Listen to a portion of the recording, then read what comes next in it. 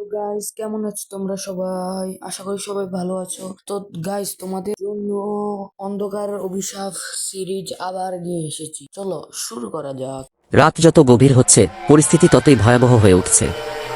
মাসুম ও তার বন্ধুরা বুঝতে পারে তারা এক অভিশপ্ত ফাঁদে আটকে পড়েছে।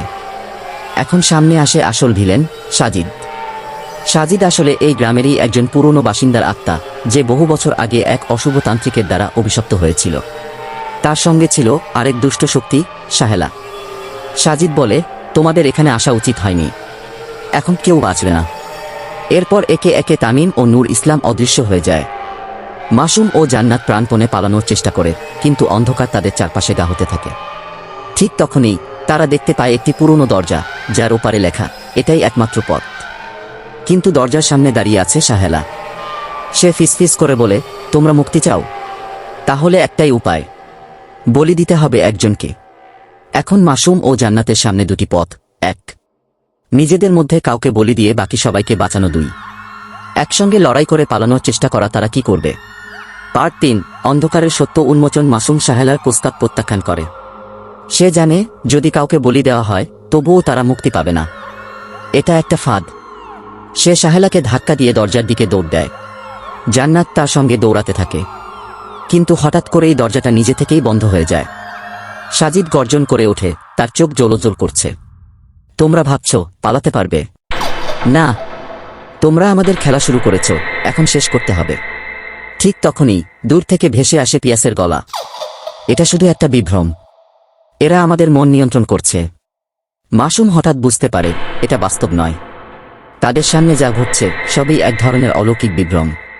সে চোখ বন্ধ করে কল্পনা করতে থাকে সেই বাস্তবতাকে, যেখানে তারা এই অভিশাপ থেকে মুক্ত। জান্নাতও একইভাবে মনোযোগ দেয়। এক মুহূর্তের জন্য সবকিছু থমকে যায়। তারপরই তারা নিজেদের একটা অন্য জায়গায় খুঁজে পায়। এটা সেই পুরনো গ্রাম, কিন্তু আগের মতো ভয়ানক নয়। তারা ধীরে ধীরে দেখতে পায় সাজিদ ও সাহেলার শরীর থেকে কালো ধোঁয়া বেরিয়ে আসছে। তারা চিৎকার করছে, না! এক ঝলক আলোয় তারা একে একে অদৃশ্য হয়ে যায়। পার্ট ৪, মুক্তি নাকি আরেকটি ফাঁদ। মাসুম, জান্নাত, পিয়াস ও সাজিল ধীরে ধীরে বুঝতে পারে তারা মুক্ত। তারা চারপাশ তাকিয়ে দেখে তামিম ও নূর ইসলামও ফিরে এসেছে, কিন্তু তারা অবচেতন অবস্থায় পড়ে আছে। কিছুক্ষণ পর সবাই জ্ঞান ফিরে পায়। তারা দ্রুত গ্রাম ছেড়ে চলে যাওয়ার সিদ্ধান্ত নেয়।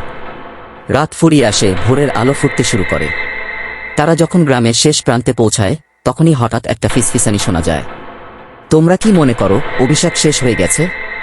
সবার রক্ত যেন জমে যায়। তারা পেছনে তাকায়, কিন্তু কিছুই নেই। তারা আর এক মুহূর্ত দেরি না করে দৌড়াতে থাকে, যতক্ষণ না পুরোপুরি গ্রাম ছেড়ে বেরিয়ে আসে। তবে প্রশ্ন রয়ে যায়, এই অভিশাপ কি সত্যিই শেষ হয়েছে, নাকি কিছু এখনো বাকি? তো গাইস, গল্পের সিরিজটা এখানেই শেষ করছি। তোমরা যদি আবারও এই বয়েজে আরো নতুন নতুন হরর বা অন্যরকম গল্প দেখতে চাও তাহলে কমেন্টে বলে দিও। বাই বাই, দেখা হবে পরের ভিডিওতে।